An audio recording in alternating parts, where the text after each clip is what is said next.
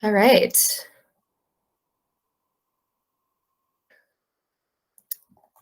So we've got a pretty big group that is here already, and I'm assuming that more people will be joining us throughout. I just want to give a warm welcome to everyone that's here so far. We're really glad to have you with us for our second Braavo office hours this time around. My name is Alanna, and I'm the founder and residence of Braavo Capital. And as an app founder myself, I'm really excited about our session today. We've got some really cool topics on the agenda. We're going to be diving into some of the biggest app growth hacks for 2022.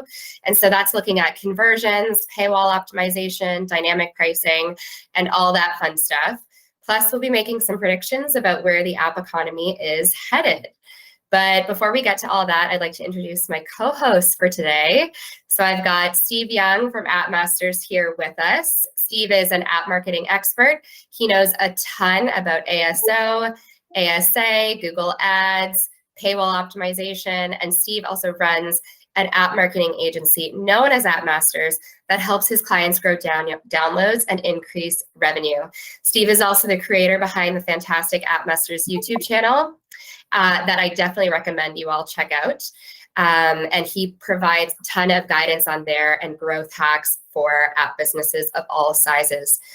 So Steve, I know I just gave you quite the introduction, but why don't you introduce yourself to our audience? I don't know there's much more to add than that, but it's self-proclaimed expert, by the way. Okay, nobody said you're an expert.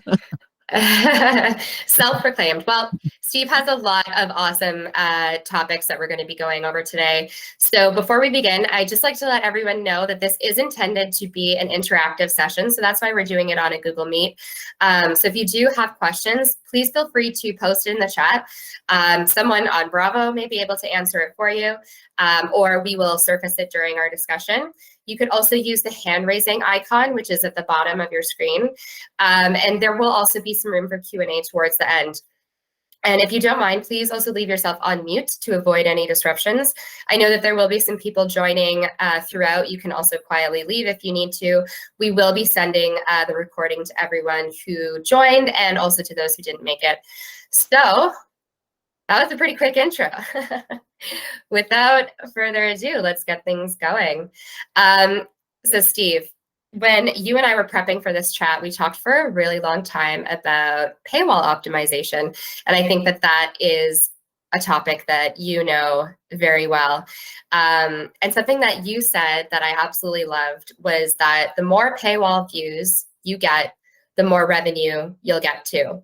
Yeah. So can you talk a bit more about what paywall trends you saw work really well this year? Yeah, absolutely. So first and foremost, I think it's counterintuitive, but actually showing your paywall during an onboarding sequence, and I've got visuals if you guys need it, helps, because you'll find that anywhere from 60 to 80% of all the people who end up buying will buy during that first time user experience. So that's even before they actually use your app. And so make sure, like, the number one metric that everyone should be paying attention to is install to paywall view. So how many people who open your app for the very first time see your paywall? The higher the viewpoint count on your paywall, the higher your revenues. And we can get into some of the sneaky little details, but from a paywall optimization perspective, there's a couple of different ones that have worked really well for us and some of our clients. And I will give you visuals for this because I'm a visual learner and I don't believe you until I can see it myself. So let me share my screen real quick. Yeah, you showed me a lot of really good examples of this. I think our audience would love to see that. Here we go. All right, let me go in the slide share mode. Okay. So if you guys aren't familiar with Blinkist, they've sort of put this together, and I give them credit because they were the first ones to write this article. But this, how your free trial works. So have a onboarding. Their onboarding's relatively short. I like to have anywhere from 3 to 5 screens.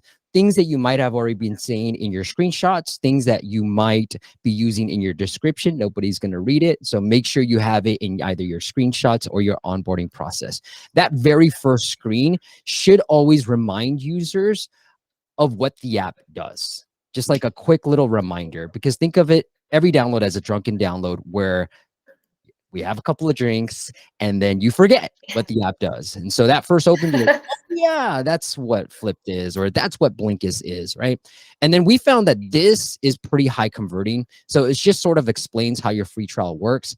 Because most people actually unsubscribe that very first day, having this timeline view helps people feel better that they're not, and plus, like, it feels like you're not going to spam me. Like, you're just going to remind me, like, you're not here to spam me.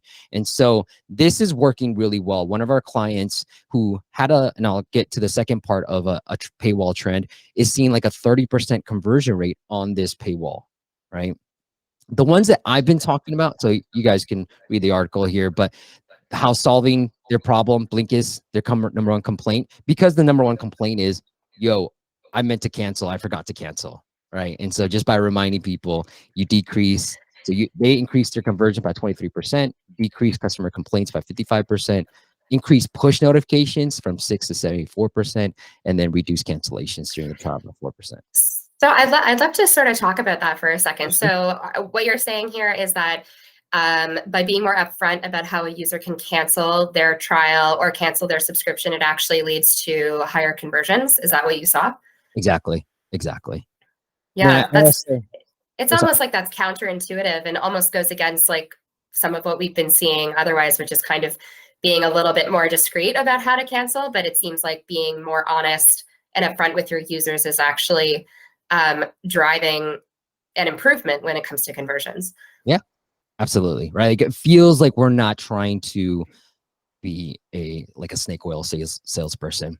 So like, yeah. Here, I've also found that, like, I kind of started talking about this in 2019, that longer paywalls would perform better, because I do know that longer paywalls perform better on the website of things, because people will read what they want to read. They'll keep scrolling. So this is just a bunch of scrolling. People scroll, but they'll stop and read where they want to read. Like, think of a blog post, right? Like 7 tips to blah, blah. You'll scroll until you're like, oh, this one's interesting. And you'll read that one. So same type of premise here. Longer pricing pages here. You can see 65% increase. And then 12x more increase on this one. Here, I love this Penman. This guy, he only has 15 downloads, 15 downloads a day, and he's able to go from $250 to $1,000 just by optimizing his paywall. And so I've been talking about, like, hey, you want to grow? Don't just think about getting more downloads. Think about how you can optimize your experience. And the way I feel about this is, this paywall, this is a marketing problem. Getting people to activate a trial is a marketing problem. You have a marketing problem. It's your language. It's the paywall messaging. It's the pricing. That's all marketing related. Now, people who activate a trial and then cancel, that's a product problem. So a lot of times I talk to developers, they're like, I'm building this new feature, Steve. I'm really doing this new feature. And they're just incurring so much more development costs, and they're ignoring the marketing. Where I've seen apps that are so dead simple from a feature perspective, but we have an app that we're able to go from 1,000. We purchased this app, $1,000 a month, because it ranks really well organically, to $10,000, $12,000. And I didn't do anything to the features. All we did was optimize the onboarding and optimize the paywall and increase the price. And we're able to just, in a snap, do it. And I have that screenshot if you don't believe me. But like, that's the power of just from a marketing perspective. I didn't add any new features. And if you saw the app, you'd be like, what? This simple thing? It's a good app, by the way, but it's a very simple feature set. Yeah. And when it comes to like that longer paywall, what have you found is the most important information to be including on there? Because like, you're adding so much valuable real estate to explain the product up front. It's like you're explaining the product through a longer paywall. And have you A/B tested the different information that is included in that paywall? Not necessarily. So, I mean, here's the best practices, and this is what you'll find in the web too. So like, lead with some numbers, right? Like conversion rate optimization. If you think about it, you want to lead with some numbers. It's more believable if I give you 4x or if I give you some 65%, right? Like, it's not a round number. So it's more believable. And I was talking to Rudy, and I don't mind, hope he doesn't mind me putting him on blast, but like the developer here, you said, I wasn't sure if it's 4x. I just put 4x, right? And so it kind of having some numbers and a headline right here, and then making sure your plans, your subscription plans are above the fold, meaning they show up on the iPhone. Right when I see it, it should show up. Don't make me scroll to see your pricing. So that's what I would do. And then Okay. I've broken down the best practices, but like have some benefits, don't have huge benefits, have some social proof. And then you don't Yes. need this features table, but I would say benefits 3 to 5, pricing table, headline, and social proof are the main things you want to definitely have. Cool. So it's like, yeah, it's using the paywall as a marketing tool to talk a bit more about the feature set and the benefits of using the app before the user has even really gotten into it. Yep. Yep. Awesome. That's cool. And so another thing that you just mentioned was that you did increase the price, and we had a question coming from our chat about that. You increased the price, and that also had a positive impact on your conversions. Can you talk a bit about Yeah. that? So look, there was some science behind it, right? Like we didn't increase the price. Just going like this. I looked at the market. I looked at what my competitors were charging. I like to use Sensor Tower to get this type of data. I don't know if you guys Braavo has any type of data on terms of like what the estimated revenue for these apps are, but I looked at my competitors and I was like, oh, they're charging $6 a month. And I saw this app was charging $3 one time in-app purchase. And so I was like, okay, let's $60, good enough. Like, let's not change anything. And so that's what we did. Now, from a conversion rate perspective, Mark, it wasn't fully optimized. That's kind of why I wanted the app, right? Like they weren't showing the paywall. They were kind of like, if you want to pay us, go ahead. Because they would hide it in the settings. Like the upgrade button was in the settings. And so on this point too, so I think test pricing, like I think it's pricing is a hard thing to nail right off the bat. Just look at your competitors and get a good sense of pricing. Because I found that sometimes you undercharge and then that has a negative impact on the end user. A lot of apps that we see, we go live on it every Friday.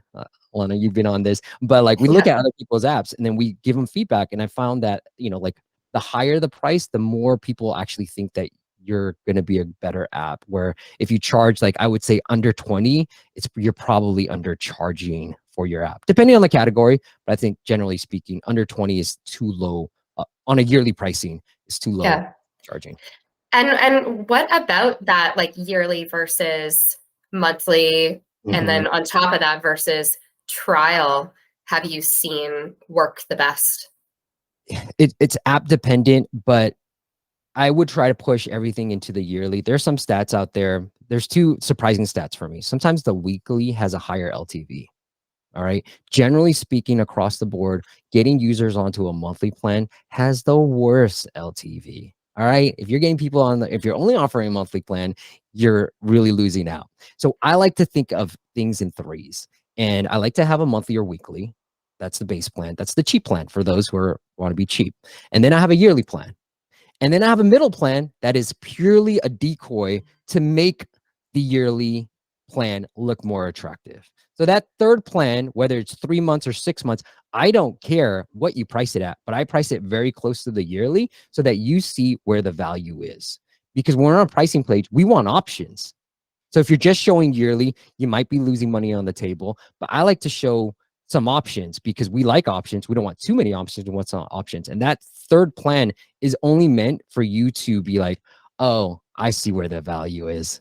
I'm gonna go for the yearly. That's the cheaper Right. plan. And so, like from my experience with Flipped, I noticed that when we only had one option as Mhm. like a one subscription option, it actually performed worse than giving users multiple options. And of course, also dependent on your demographic. If it's a bit of a younger audience, then a lower price point, a lower monthly price point, or even in what you described as a weekly price point might be more accessible. Um, is that something that you've seen, that if you only have one price point, that you could actually be hurting yourself rather than offering? Because I think like when you offer two price points, you give the user the opportunity to make a comparison. And I think there's some psychology on the buying side that could make sense there. Have you seen that happen before? I've never tested like having just one option. I think if you're going to do one option, I would do the timeline model, and we have seen that perform well. One of our clients, we went from just like having a monthly and yearly to then going to that Blinkist model right here. And Yeah. we saw an improvement in conversions. So if you're going to do monthly, or if you're just going to do one, but notice that there's this view all plans where you can see all of it too, right? Like it's not like completely hidden. So there are more options. So I'm glad that you said it, Oh, because interesting.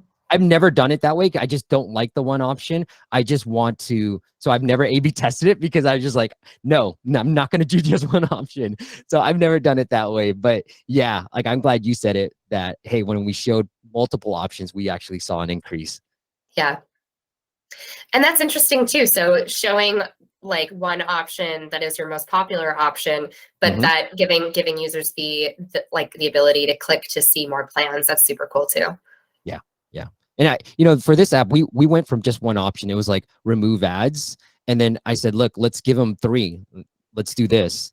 And so I have this case study, but he went from $1 a day with 50 downloads a day to 17. And again, didn't change anything, just optimized the paywall and restructured it. I just said, if you're just gonna, he was just charging like 99 cents or $1, $2 for just remove ads and unlock all features. Like, give them options, dude, and make this option look like the best option. So he priced these the same way. And I was like, let's lock up some things and let's change it. And then just that small little change brought it to $17, went from $1 a day to $17 a day without changing anything to the app's features.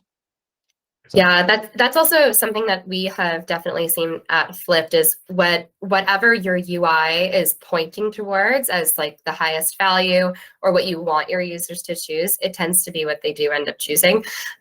So it just goes to show the power of your design and your UI. Another thing I wanted to talk about is something that surprised you, a paywall trend that surprised you this year. And I know that you have a few things to talk about there. I love this. So, okay. So a hard paywall. If you're just starting out, I would maybe we see a show of hands of all the hands we can see. Are you making, like if you're just starting out, I would put a hard paywall in there. Okay. And I'll show you these numbers. And this was completely surprised me. So my business partner, when we bought this app, runs a development firm. I have the marketing side, right? Like, and so he was like, hey, we built this and it's a hard paywall. I was like, what? That's dumb. Like, that seems stupid. Like, I want our users to use our app and, fall in love and do all the best practices in terms of showing the paywall on the onboarding process, but at the same time, allow them to X out. Like, I don't think a hard paywall would work, but we already did it. And so I was like, fine, let's just do it. And let's see what happens, because I don't like to move backwards. Just keep going, get the data. So here's what happened, right? This wasn't in our portfolio anymore. When we first fully switched it on in May, we're able to get this. So we went from like $1,000 when this was just in-app purchases only to $10,000 with that simple flip. But what the hell happened here? And so this is when we did not have the hard paywall, and we went to a soft paywall, which is essentially there's an X on your paywall. And we dropped from $10,000 a month all the way to under $5,000 a month. So our sales got cut in half just because we had a soft paywall, and we were able to put it back in. And so when we got it back in, we're able to really bring it back up to over $10,000 a month. And so that shows you, that was very surprising. I didn't think it would work. And now, like, people in our audience have said, I make 3 times more depending on your app, right? And the way I like to think of the app business is, I rather start niche, right? There's a saying, the riches are in the niches. And so I rather start niche. And that's what our app is. It's a little bit more niche. It's a sleep sounds type of app, but like it's underneath in terms of like the keywords that you might be targeting. And so that's how I like to do it. And if you're niche, guess what? You're going to get higher conversions because it's higher intent, and then a hard paywall would work well for you. Because I had somebody else on our YouTube stream, and he was saying he had a workout for your butt. And he said, I tested a hard paywall versus a soft paywall, and I saw a hard paywall perform a lot better. And I think you see like Sweat, a lot of these fitness apps tend to have hard paywalls. Yeah, would you say that the hard paywall tends to work better if you are a content-based subscription app? So Mm. you're locking pretty much all content, It would like work for Sweat as an example. I honestly think it would work for any type of app, but I Okay. haven't tested it enough. Like I was just talking to a friend of mine who has a game, and it's a like a word game, and I said, look, test it, and he's like, when I first launched, I had a hard paywall, and it was working really well, and so I was like, how come you don't have it now? And he's like, well, I wanted to give free stuff away and stuff. I think app users are very fickle, and one of our clients, he has 1 million downloads a month. Okay, 1 million downloads a month, and they're very gentle. It's a very soft paywall. It's a very long sales cycle, meaning that he wasn't being aggressive with any of the paywall.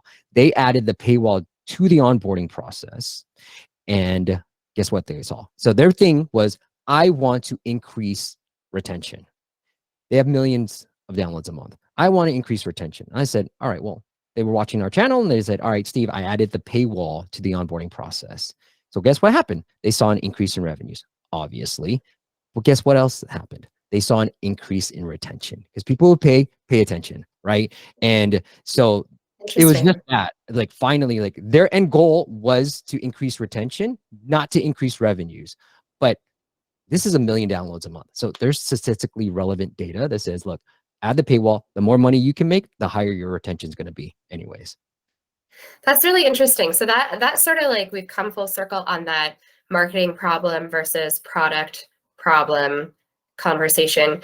Can you talk a little bit about what are some conversion rates that Yeah. maybe some teams should be striving for when it comes to, that onboarding to trial or onboarding to subscription, and then from there, and if it is a trial, from trial to actually becoming a subscriber. I think like there is a lot of in the app community, some fear about scaring people away. You want to turn them into a new user, but not scare them away by just having that paywall up front. But you're saying that, well, having a paywall is potentially going to turn someone into a more active user, right? So I find that really interesting, and I'd love to hear more about that. Yeah. No, I mean, we have enough stats to say, look, the more money you can make from your app, the more people are going to retain and pay attention to your app too. So from a funnel perspective, the number one, look, back to the number one I said was installs to actual paywall views. So I don't have that funnel. I should probably throw that in here when I first put this together, but that's the number one thing you should look at. And that should be as close to 100% as you can possibly get it, right? That funnel, because we have in Mixpanel, we have where people are dropping off. Like we have 3 onboarding sequences for our app, and we're like, okay, are people dropping off here? Are people dropping off here? Are people dropping off here? And on one more point, if you have a sign up for your app, what I would say is we've seen an increase in revenues by showing the paywall first before you show the sign up, because it becomes another barrier, right? Like if you're asking for signups, I was talking to somebody who's working for SoundCloud, and they got like a 56% conversion rate on their sign up page. And that's SoundCloud, Oh, right? yeah. I'm like, yo, if SoundCloud can't get close to like 70. Now, I did have one client that was like 75%. So, but at the same time, it's like that becomes a barrier. So if you do not need them to actually sign up for your app to make money, then allow them to like do that later. Like get them to pay first and then get them to sign up. All right. So what are the averages you should be going after? Look, installs to trials, anywhere from 5 to 10% is good. That's where you want to be. If where our app is doing, like I said, the riches are the niches. Our app is doing anywhere from 13 to 19% given on the day. So Wow. doing phenomenally well. But the more niche you can get with some of the clients we've been working with, the higher that install the trial is going to be. Now, this is where I feel like this is a marketing problem, right? What does your paywall look like? What is your pricing? All that stuff. So this is a marketing problem. This isn't go add your more features here. Now, the trials to subscriptions, this is where you're probably going to get anywhere from 30 to 40%. Sometimes you can hit 50, but you're never going to hit a high percentage for those who activate a trial and then eventually give you a subscription. Now, I do believe that trials are valuable. We have a case study. We have an A/B test that I can show you guys, but people then, I've talked to people, and this is probably the off chance that not a lot of people are doing this, but they're like, hey, look, I give you 7 days of premium access for my app. And then I lock you out. That's my trial. No, on the paywall, people buy during the onboarding process before they even use your app. So you have to have a trial. 7 days is usually the best practice, but we've seen 3 days perform pretty well too. I would say anything above 7 is worth testing. I just haven't seen really high conversions. Like, just because you do a 14-day trial doesn't mean you're going to get more people staying on afterwards. It's probably the Right. exact opposite. So I think 7 is a nice little sweet spot. Yeah. And so are you suggesting that most apps should be going in the direction of having a trial if they don't already have one? Absolutely. Absolutely. I was going to curse, but yes. Cool. So another topic that I know you brought up and you found was an interesting trend this year was dynamic pricing. I would love to know more about what dynamic pricing is and how you've seen it work well in practice. I think it's something that you're going to have to develop, right? Like, as long as you got everything fully optimized, dynamic pricing. So I have a email every day for one of our apps, and we see the conversion rates. And I see that we convert way better in the beginning of the week than we do at the end of the week, right? People are just more interested in the beginning of the week for our type of app. And so I was talking to another developer, and he's like, yeah, we're doing dynamic pricing. So depending on the time of day, depending on your usage, we're just giving you better pricing depending on all these different factors. So you can get super intelligent. You think about like airlines, they do a lot of dynamic pricing given the day of the week, the hour, they're just constantly changing their prices. And so it's that element is like, all right, for this day, you can start with the day.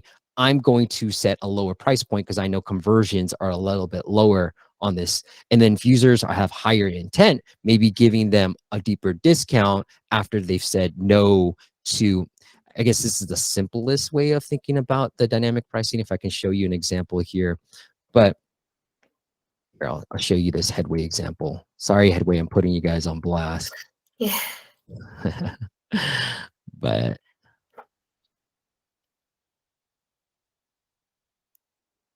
I'll show you guys this real quick.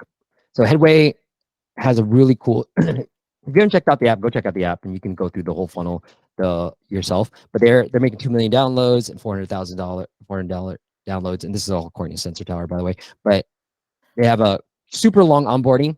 And sometimes this is way more effective. You can think about Noom. You can think about like Headway, Blinkist, like not even Blinkist, but these type of apps, they tend to do a long paywall. And what I really love about this, I'm sorry, a long paywall, a long onboarding. What I really love about this is a yes ladder. It's these, if you are familiar with online marketing people that sell courses during webinars, they do a yes ladder. Like, are you excited? Is this interesting to you? Can you see yourself making $10,000 a month? And you're like, yeah. And they're like, for $2,000 and here it is, or here's our course, right? Like, that's what sort of Headway, I feel, this is my back, like that's what I feel they're doing right here. And then they show you their paywall, right? So the interesting, and this is what I think about when I think about dynamic pricing, and this is the simplest way, would be this. So all the content is locked, and this is what I'm talking about. They don't have a hard paywall in essence, but most of their content is locked. They only have one daily read. Everything else is locked. So like I get into the book, I go rest, okay. I click this, and then I'm showing a paywall. This is all their pricing right here. So just to have that. But when I hit X here, I'm actually given a deal, a 70% off. And I was like, wow, interesting or effective. So when I looked at this, the cool thing about Apple is they'll tell you their top in-app purchases. Like, what are people spending money on? You can see it is their third most popular plan. Now, from a percentage perspective of their overall revenues, I have no idea what that is, but I just know that it's their third most popular plan, not the 50% off offer that they're offering on every open and sec. So look, back to the point, the more paywall views, the more money. They show this screen on every open after your second open, right? They show this all the time, but that isn't even as popular as this 70% plan. Now you can say, look, Steve, it's 70% off. Of course it's more popular, but you only see this during this reading flow, right? After you've selected a book. So you've shown even higher intent, whereas it's every open, you're not really showing any like intent. You're just opening my app. So thank you for coming back. But at the same time, this is showing like I've picked a book and now this showing this offer. So I think from a conversion perspective, this is probably a lot higher. This is probably getting a ton more views, but this doesn't get as much views, but it does convert well. So things like that. I think this is probably the simplest way when you think about dynamic pricing, but things like that is where I'm headed towards. Yeah, that's really interesting to see. So using, their intent as a way to re-promote and recapture a user that was already considering purchasing your Mhm. subscription. That's awesome. That's really cool. Is that every time someone goes to camp, like if they click on an option and they click X? Yes, yes. So every Cool. time you hit a book and then you hit X, the thing is, what I love about this is, they make you try to sign up for their yearly, and obviously people are because this is their most popular plan, right? But it's only when Right. you hit X that they get this little pop up. Yeah, it's every book and every time you do it. So Super cool. And Mark pointed out that Headway is a Braavo client. So how cool is that? That was not intentional. Thanks, Steve. Mark, hook me up with the contact. I want to talk to them. I love their. This is really cool. Yeah. So on the topic of promotions and winning back customers or users, we do have a question from the audience that came during registration. So I asked everyone if they had any questions or topics they wanted us to cover. So we have one from Shonak at 1 second every day. The question is, what's better, notifications or email to drive subscriptions? Initial sign up, recapture churn, or educating on value proposition to increase conversions and retention. So what's better, notifications or email? What do you think, Steve? Yeah. So I love 1 second every day. I'm trying to pull up the founder's name. And he's gonna hate me when I forget about it. Uh, I had him early on in the podcast. I've been doing the podcast. Caesar, yes, Caesar. I figured it out. Caesar, he was like my very early on. I started the podcast in 2013, and so he was early on when 1 second every day was a paid app, by the way, and now Oh, they're cool. app. But yes, so what's better? Both. Like I would do both if I could. I think if I had to really pick one versus push and email, do email. There's a reason why, well, I like to borrow off of like what's been working outside of the app store. That's how I thought about longer paywalls. When you think about email, everybody relies on email. E-commerce brands rely on email. Like email marketing is an often overlooked channel from an app marketing perspective.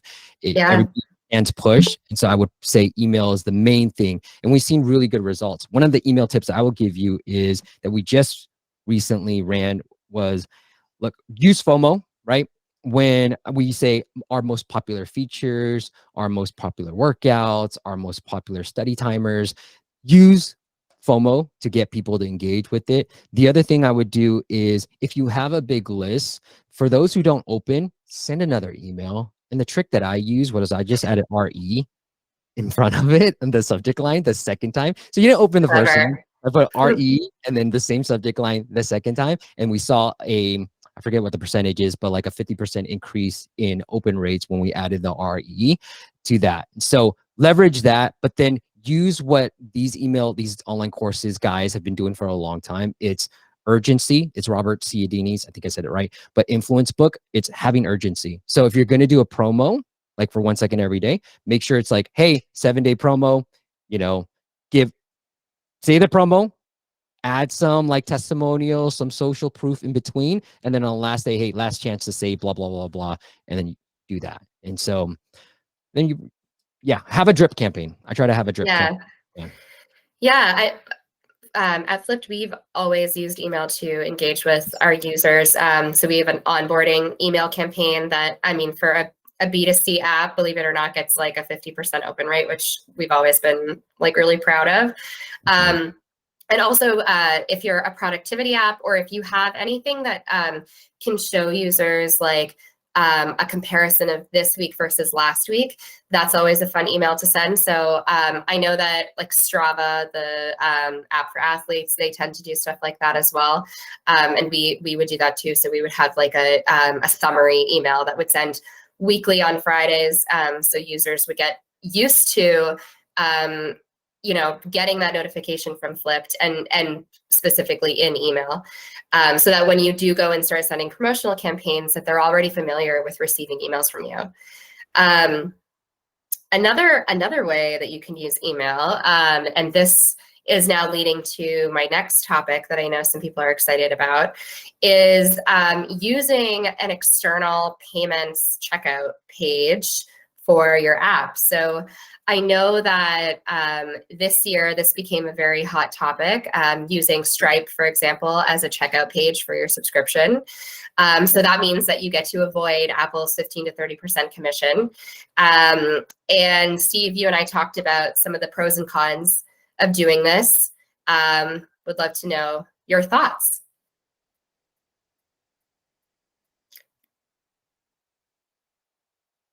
Steve, I can't hear you. Is that just me? No, it's me. I muted myself. I apologize. Okay. So, to your point, I loved your example of saying like, hey, here's your weekly digest, right? Like you guys do that. Flipped.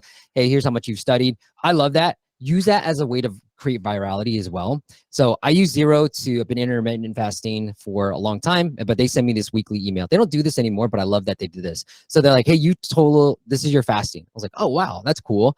And so it said, tweet it. And so it was a click to tweet thing. So it was already done. But fast breakers, interesting. But here's the I wonder why they decided not to send those to you anymore. I don't know. No, they still send me the weekly. They don't tweet it. But if you can see it, I was like curious. I was like, are people tweeting this thing? And you can see like tons of people are tweeting the crap out of this. So that's cool. It makes, when people, I know there's some questions about virality. How do we get referral programs? Make your customers look good. They will talk about you. If you make them look good, they will then, it's like a humble brag for them to tweet about it because this is a cool stat that they probably want to share with their social network. But I just thought like, hey, it's a simple thing. If even like, I don't know, 20% of your audience does it, it's a great way to get some engagement and, try to increase your chances of virality. Okay, to the Stripe stuff. So the pros and cons, what I would say is we had one client that went from like 6 figures a month, by the way. So what they did was everything was in through Apple, obviously, and then they moved to Stripe. And what happened was, so here's the negative. Obviously, they get to keep more of their money. But the downside was we lost keyword rankings. We were ranking #1 for this keyword for the longest time. And then when we switched out of it, you saw the App Store Connect revenue numbers plummet, right? And then you can see the keyword rankings plummet around the same time. And so I do think that revenues from what Apple can get from you has placed into your ASO. So if you're ranking really well for certain keywords and you want to make that switch, make sure you understand the business case in terms of you might get lower downloads if you make that switch. The other thing I want to point out is obviously Apple and Google both have policies around what you can charge outside of their app stores and what you cannot. So like if you have a content like Hulu, Disney Plus, all that stuff, Spotify, the biggest example, you obviously can do it. But if it's like my app, I would probably never be able to take it on Stripe. So I think it's the way around it. The way I would think about this is I signed up for Calm, the lifetime offer, through an email marketing campaign, and I paid on the web. So I think utilizing outside of the app, utilizing marketing channels and getting them to convert on the web, more interesting, and you can use email and getting them to check out. Now, you obviously have to tie everything together to make sure that you know who's bought, but at the same time, I think that's the approach that I would start taking. Yeah, I think that's a really good point, is capitalizing on that opportunity where you might be capturing new users outside of the App Store. We did have a question from the audience. Sunny from Breakthrough asked, what's the best way to have an app landing page convert users to be subscribers via a web-based checkout? So that's what we're talking about here.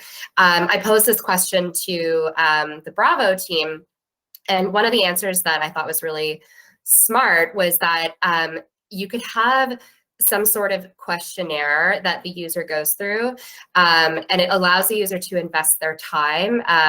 Maybe they're setting goals, they're inputting some of their desired outcomes. For example, I have seen Noom do this. If you go to Noom's website, you can go through this entire funnel that pretty much turns you into a user. I did not download the app, but then I started getting a series of emails just from going through this questionnaire that also ends with checkout. And so I found that very interesting. And then in the email series that you get once you've gone through this questionnaire, you of course are invited to go and download the app as well. So it's a really interesting way to capture users to potentially check out for a subscription outside of your app, and then also like get them to convert before they're even an app user. I think it's really, really interesting, and definitely a trend that I saw this year. Get some time in the spotlight, and I think we're going to see more of that next year. Yeah, absolutely. And you can use Facebook ads like Noom, Fabulous. They all run ads sending people to a website and getting people to buy on the web versus taking you to the app store. So they try to get you. And one thing I'll add on that too is rephrase it to a quiz. Quizzes do phenomenally well. And so if you rephrase it, like take your motivational quiz, how motivated are you? When you reframe that word and add it as a quiz versus like, I don't know what else you would call it, but call it a quiz, and then boom, like it is off and running. And then it could be a simple type form with a Stripe payment right at the end. It's like super simple to do. And I like to be like scrappy first and foremost. Make sure like, okay, back end, I have their email address. All right, make sure they sign up with the same email. I'll figure the rest out. But like I was talking to another client, I was like, let's get the payment. Let's just get the payment. Let's figure out scheduling. It was a scheduling thing. It was like a better help type of thing. I was like, get the freaking payment first, and then let's figure out how do you schedule one-on-one to talk to your therapist. That's so cool. Yeah, I think that's a really smart insight, is thinking differently about where you want people to land when you're doing your marketing efforts, whether that's on social media, because like even in your apps, like Instagram profile, you can have a link to this quiz, like take the quiz, and that can sort of begin this new funnel that guides them through a subscription experience before they've even downloaded the app. Super cool.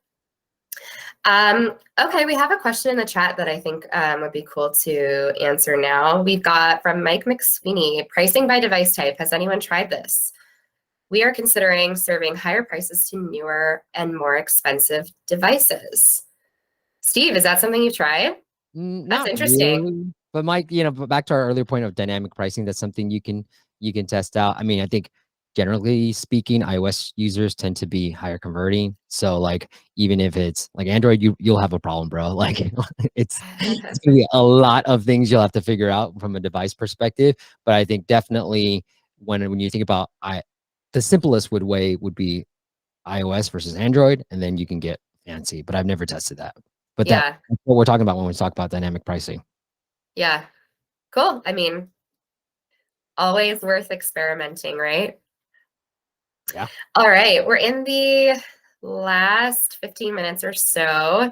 So I want to get to our last topic. And we're talking all about predictions and where we think the app economy is headed. Now, Steve, I know you don't love to make predictions. You mentioned that to me when we first spoke. I just think it's crazy that the App Store is turning 15 next year. I don't know if people know that. So it's a pretty big milestone.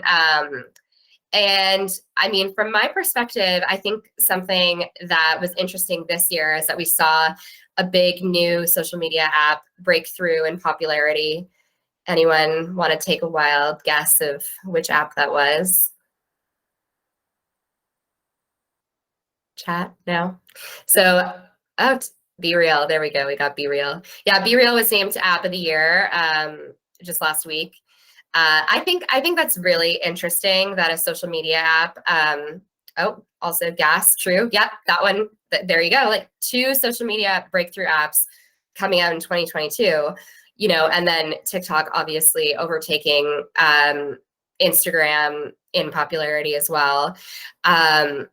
And what I think is also interesting on the topic of just like subscription apps generally is the fact that some social media apps are starting to charge for subscriptions for the first time. So we're seeing Twitter, of course, in changing hands, but also Snap.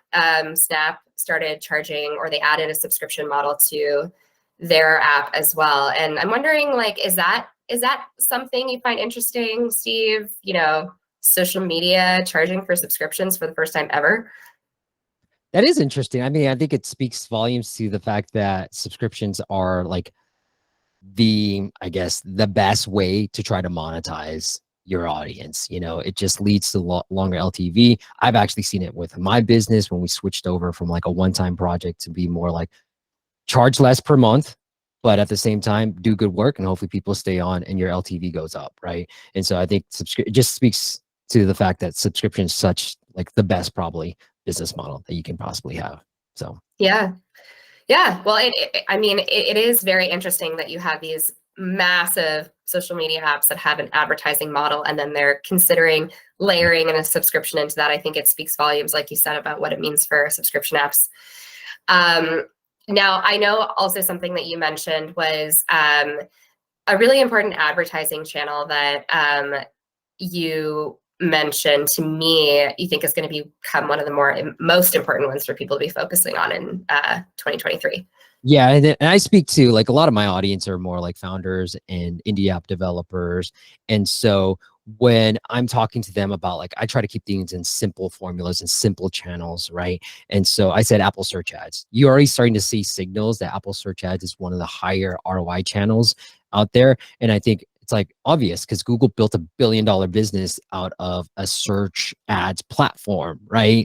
And Google ads. And so I just think if you're just starting get going, or if you're looking to scale and you've been doing all things organically, Apple search ads, we found from all the other different marketing channels, tends to have the highest retention, the highest conversion rates, because search intent, in my opinion, is the best intent. And I would not do the basic, by the way, Apple search ads basic. Sorry, Apple, that thing really sucks. You can get a lot of spend and a lot of low cost downloads, but they just don't really convert as well. So start in advance, do some keyword research and just start bidding on some, because it's the simplest thing to get started. You don't need ads, you don't need targeting, you just need keywords and a formula to kind of figure that out. And I get into that formula, but we have a YouTube series just purely on this, but you can get started and we've seen really good results with that way. And so like I've been on few events and like, oh, what's the next big thing? What's the next big thing? It's like, bro, it's always been search ads, Google ads, and Facebook, and now TikTok, right? Like stick to the fundamentals and you'll be fine. A lot of the bigger companies I talk to, I'm like, are you using DSPs? Are you using this and this? No, we just do the core four is what I would say. I put TikTok in the core four now, but like we just use the core Facebook, Google ads, Apple search ads, and you can get going really well with just Yeah. Do you also like for a new app sort of breaking out into the app store, is testing out search ads a good way to sort of also find your niche, would you say? Absolutely. I mean, we're definitely doing it, right? Like this, the success that we've seen with our own app, we're like, we use search ads. I was like, oh, this keyword's converting really well for us. I wonder if we can, build a brand new app just purely around this keyword. And so, it gives you that intel that like, oh, this keyword, and then it helps inform your ASO. Like, hey, it's actually like for you, maybe it's like study timer or, like finals, right? You never know. Like finals was like, oh wow, I didn't know that. Maybe Yeah. we should consider this with our ASO strategy. So it gives you a lot of intel. Cool. Yeah. So using Apple search ads as a way to also inform your ASO strategy. And you don't need an MMP. Like it keeps things simple, it keeps things low cost. That's just the Yes. way I like to operate. Yeah. I also know that Apple search ads has improved their platform a lot, made it like, the different assets that you can create. You can also now test your icon. I know those were all things that they introduced in this year. So I'm imagining that doubling down on that next year is going to be really important. Yeah, they're coming out with new placements too. So I think they've seen the potential and the spend has increased on Apple search ads. So I just think Yeah. should be like one of the first channels when you start thinking about paid marketing, should be one of the first channels you go into. Mm-hmm. And also, I noticed that events, that was something that came kind of out of nowhere and have become like very front and center on App Store search pages. So taking advantage of the features that Apple is giving to you for free as well. Like you don't have to pay to have your event promoted. So taking advantage of that sort of thing is also really smart. Okay, one more thing I wanted to talk about. Now, Steve, I know you mentioned earlier in our discussion that there was one app that you acquired and you were able to turn it around and grow it to $10,000. Was that $10,000 in a month? Yeah. So I know that in 2022 and within the last couple of years, we have seen app consolidation a bit on the rise. So I'm curious, you know, if there are any app developers out there who are thinking about selling their app next year, how should they be navigating that? What's something they should be thinking about? Yeah, I think, I kind of feel like it's a seller's market. If you're an app developer and you've got this, like, make sure they have the funds. A lot of times you'll get these inquiries. I know I've gotten a few. I've obviously approached a few myself. And so I think a multiple, be reasonable. Anything from, I would say, like a 3 to 5x your annual revenues is probably within reason. It's not going to be like a SaaS product, a web product where you might get 10x, but I think anywhere I've seen as high as 6x, but I'd say 3 to 5x is probably reasonable. And just make sure they have the funds, because people approach me to buy my business, and a lot of times you're just wasting time. Like, it's wasting time. And so one guy that was pretty interested, he was like, send me the numbers. I was like, no, you have the numbers. You come up with a number on your end. I'm not doing more work, bro, because they will keep asking you to do more work. So you have to do a cutoff and know that you're in the driver's seat as the app developer. You own the asset that they obviously see potential in. So you give them what they need to just come up with a number. If they can't come up with a number right now, make sure they have the funds. Like, don't talk to them unless you have the funds. Like, you really have the money, because a lot of times people will approach you just trying to, like, get into your numbers, seeing your numbers and things like that. And they're not as serious as they like to think they are. Yeah. And I know, so that's when you're approaching teams and developers, sounds like you're very upfront about what you're looking for. Exactly. I'm upfront. I'm like, hey, here's who I am. Check out my YouTube channel. I'm not trying to be secretive about anything. And, here's what I'm interested in. So, yeah. Awesome. Yeah. Love that. Well, good luck to anyone who might be thinking about selling their app next year. That would be pretty awesome. We've got a few questions going on in the chat. Does anyone have sorry? Ben has a question that he's like, bump, bump, bump. So Ben, from a monthly, he wants to talk about, like, if I can get somebody on a weekly or a monthly, how do I get them on a yearly?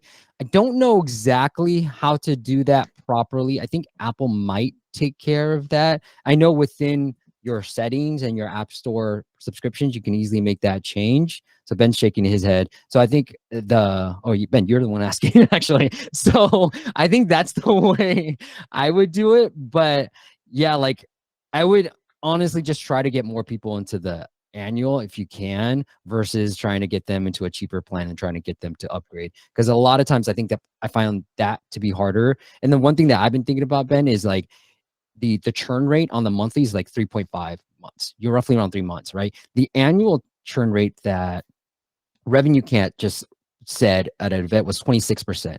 So like 74% of the people who sign up for annual are leaving. Now, that's just the average, right? And so I would start thinking about, like, if the annual user is about to churn, how can you get them to make sure they don't churn? Give them an offer, a lifetime offer. That's what Calm did to me. I think this was I don't know if this is smart, but I'm just going to assume they're this smart. I was about to end my annual subscription and I was actually on the fence. And then they sent me an email and say, hey, save 50% our lifetime. It was $150. So I was like, all right, I'm already on a $60 yearly plan. Should I just pay 150? All right, fine, let's just do it. Right. And they're like, last day. And I was like, all right, fine, I'll do it. And so I think that's how I would start thinking about it. Forget the monthly, try to get them on the annual. And then once you have it on the annual, make sure they stay to year 2, year 3, and then maybe even give them a lifetime offer to get them to stay. Because then everything is all about lifetime value, right? Like, the simple math is average order size, but lifetime value is the most interesting number. If you focus on that, the higher that can go up, the lifetime user of your monthly, really bad. Awesome.